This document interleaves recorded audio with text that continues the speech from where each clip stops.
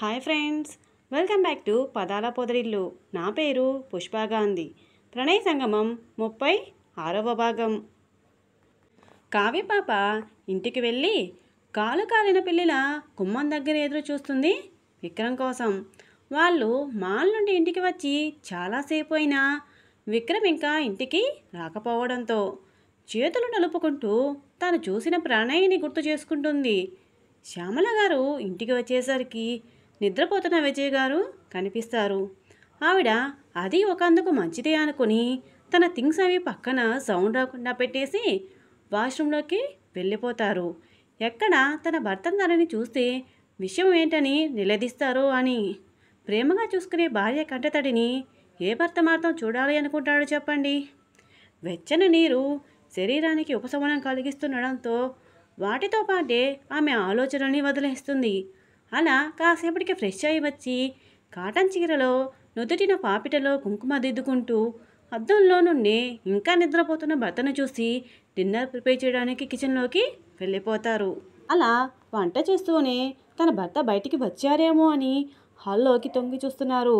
మధ్యాహ్నం కూడా మేము షాపింగ్కి వెళ్ళడానికి లేట్ అవుతుందని త్వరగా తినేశారు కొద్దిగానే. అందుకే ఆయన వచ్చేలోపు అన్నీ రెడీ చేసి పెట్టాలని ఆశపడుతున్నారు.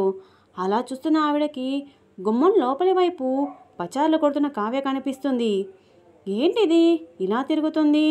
షాపింగ్ చేసి వచ్చింది అన్నీ మీదేసుకుని చూసుకుంటుంది అనుకుంటే ఇలా గుమ్మానికి వేలాడేసిన గుమ్మడికాయలా అటు ఇటు భలే తిరుగుతుంది అని మనసులోనే అనుకుంటూ అప్పటికే వంట పూర్తి కావడంతో హ్యాండ్ వాష్ చేసుకుని కిచెన్లో నుండి బయటికి వస్తారు నాప్కిన్తో తుడుచుకుంటూ. కావ్య దగ్గరగా వచ్చి భుజం మీద తడతారు చిన్నగా. అయినా ఏమాత్రం పట్టించుకోకుండా తిరుగుతూనే ఉంటుంది కావ్య టెన్షన్గా. ఏంటిది పక్కన మనిషి పిలుస్తున్నా పట్టించుకోకుండా ఇలా తిరుగుతుంది అని మళ్ళీ తట్టినా అదే విధంగా చేయడంతో కావ్యకి ఎదురుగా నిలబడతారు శ్యామల గారు. అలా ఎదురుగా ఉన్న ఆవిడని చూసుకోకుండా గుద్దుకుంటుంది కావ్య పాప. ఫోర్స్గా తగిలిందేమో హచ్ అనుకుంటూ ఎదురుగా ఉన్నది ఏంటా అనుకుని చూస్తుంది.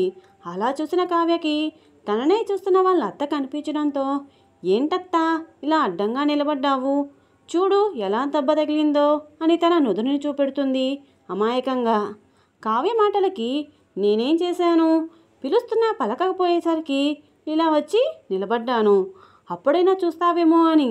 అబ్బే తమరు ఈ లోకంలో ఉంటేగా చూడడానికి, బాడీ ఇక్కడ పెట్టి బ్రెయిన్ని ఇంకెక్కడో తిప్పుతున్నావు, అలా చేస్తే ఇదిగో ఇలానే జరుగుతుంది అంటూ కావ్య నుదురుని చూపెడుతుంది ఆవిడ.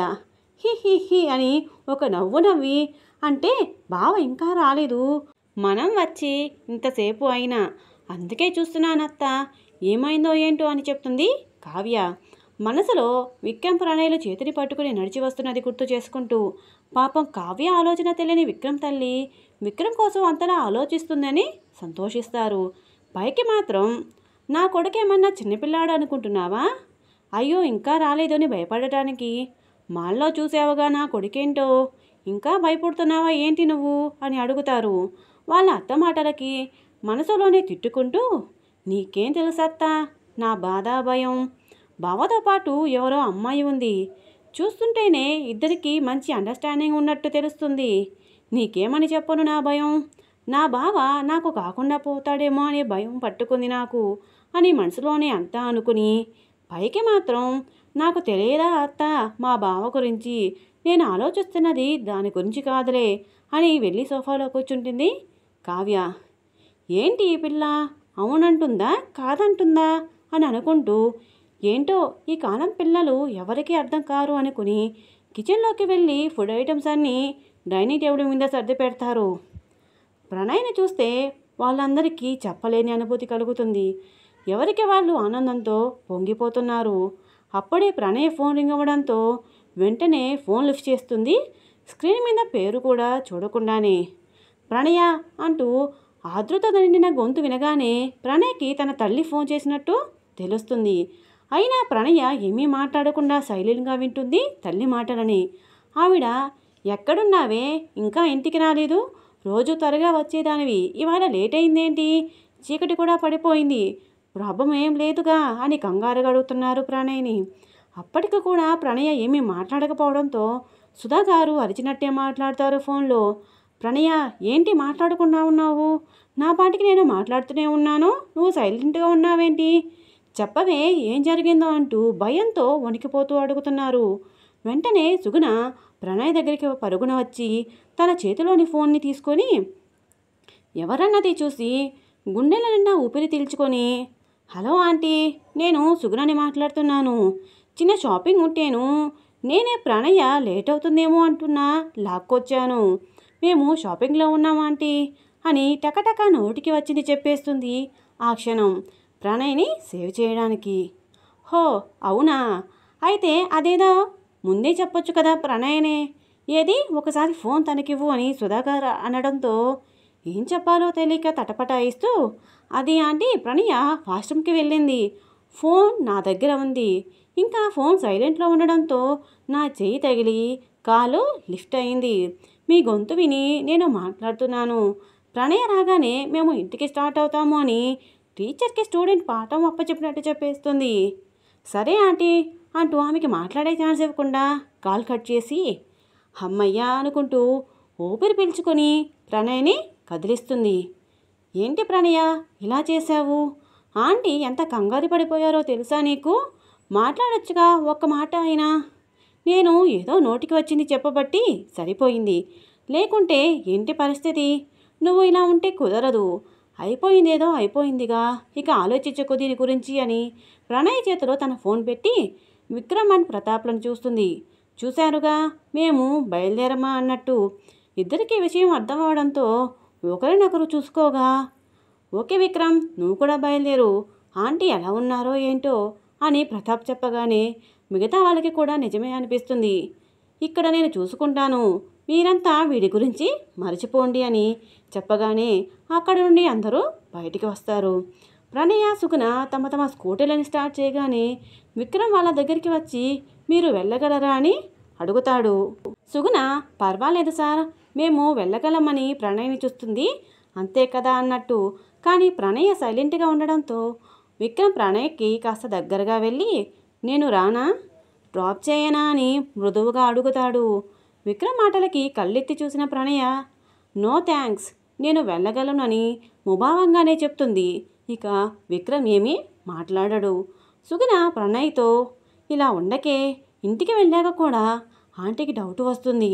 నేను షాపింగ్ అని చెప్పానుగా, నిన్ను అడిగితే నువ్వు అదే చెప్పు, ఎందుకు ఏంటి అని ఇంకా అడిగితే నా పెళ్లి చూపులకి శారీ కోసం వెళ్ళాము అని చెప్పు, సరేనా? ప్లీజ్ ప్రణయ, ఇలా ఉండకు, అసలు చూడలేకున్నాను నిన్ను ఇలా అని ప్రణయ్ చేతిని మెత్తగా ఒత్తుతుంది సుగుణ. సుగుణ మాటలకి కళ్ళతోనే అలాగే అన్నట్టు చూస్తుంది. ఇక వాళ్ళు స్టార్ట్ అవుతారు అక్కడి నుండి. వాళ్ళు అలా వెళ్ళిన ఒక 5 minutes గ్యాప్లో విక్రమ్ కూడా స్టార్ట్ అవుతాడు. ప్రణయ్ వాళ్ళకి కొంత దూరం మెయింటైన్ చేస్తూ ఫాలో అవుతాడు విక్రమ్ వాళ్ళని. సుగుణ తను వెళ్ళే రూట్ రావడంతో తన స్కూటీ స్లో చేసి ప్రణయ్ చెంపపై తన చేతిని ఉంచి జరిగింది మర్చిపో, అది ఒకందుకు మంచిదే అయ్యింది, మనకి విక్రమ్ సార్ ప్రతాప్ సార్ చాలా సహాయం చేశారు, ఇప్పుడు ప్రాబ్లం క్లియర్ అయ్యింది, లేకుంటే వాడి గురించి మనకి తెలిసేది కాదు, ఇక మీదట మన జాగ్రత్తలో మనం ఉందాం, సరేనా? ఇంటికి వెళ్ళాక ఆంటీతో ఇలా డల్గా ఉండకు అని చెప్పేసి వెళ్ళిపోతుంది. అప్పటికే లేట్ అవ్వడంతో ప్రణయ సుగుణ మాటలకి చిన్నగా నవ్వి సుగుణ వెళ్ళడంతో తను కూడా వెళ్ళిపోతుంది. విక్రమ్ ఇదంతా చూస్తూనే ప్రణయ తన ఇంటికి చేరే వరకు తనకి తెలియకుండా తనని ఫాలో అవుతాడు. ప్రణయ ఇంట్లోకి వెళ్ళగానే అక్కడ నుండి వెనుతిరుగుతాడు విక్రమ్. ఇంకో అరగంటకి విక్రమ్ తన ఇంటికి చేరుకుంటాడు. అప్పటికే అందరూ తినేసి పడుకున్నారేమో, లైట్స్ ఆఫ్ చేసేసి ఉన్నారు, అక్కడక్కడ డిమ్ లైట్స్ ఆన్లో ఉన్నాయి. విక్రమ్ లోపలికి వెళ్ళి డోర్ లాక్ చేసి హాల్ మధ్యలో నుండి తన రూమ్కి వెళ్ళడానికి స్టెప్స్ ఎక్కుతుండగా లైట్స్ ఆన్ అవుతాయి. విక్రమ్ వెనుతిరిగి చూడగానే శ్యామల గారు అప్పుడే డైనింగ్ టేబుల్ దగ్గర నుండి విక్రమ్ని పలకరిస్తారు. త్వరగా ఫ్రెష్ అయ్యి రా నాన్న, భోజనం వడ్డిస్తాను అని చెప్పగానే మామ్, నాకు ఆకలిగా లేదు, మీరు వెళ్ళి పడుకోండి, డాడ్ భోజనం చేసి టాబ్లెట్ వేసుకున్నారుగా అని అడుగుతాడు విక్రమ్. హా నాన్న, ఎప్పుడో పడుకున్నారు కూడా, అది సరే నువ్వు త్వరగా రా అని మళ్ళీ చెప్తారు. మామ్, నాకు ఆకలిగా లేదు, మీరు వెళ్ళండి అని చెప్పేసి మెట్లెక్కుతున్నాడు విక్రమ్. ఇప్పుడు నువ్వు రాలేదు అంటే నేను కూడా తినను, ఇక నీ ఇష్టం అని అక్కడే చైర్లో కూర్చుండిపోతారు శ్యామల. ఆమె ఆ మాట చెప్పగానే ఇంకో మాట చెప్పకుండా 5 మినిట్స్లో వస్తాను అమ్మా అని తన రూమ్కి వెళ్ళిపోతాడు విక్రమ్. ప్రణయ సంగమం కొనసాగుతుంది. ఇదండి ఈరోజు కథ. ఎలా ఉంది? మీకు నచ్చిందా? ఈ కథ మీకు నచ్చినట్టయితే వీడియోని లైక్ చేయండి. అలాగే కథ మీద మీ అభిప్రాయాన్ని చిన్న కామెంట్ రూపంలో తెలియజేయండి. అలాగే మన పదార పోతరిల్లు ఛానల్ని ఇంకా సబ్స్క్రైబ్ చేసుకొని వాళ్ళు ఒక క్లిక్తో వెంటనే సబ్స్క్రైబ్ చేసుకొని మీరు ఫ్రెండ్స్కి షేర్ చేయండి. మరొక ఎపిసోడ్తో సరికొత్త భావాలతో మళ్ళీ కలుసుకుందాం. బాయ్.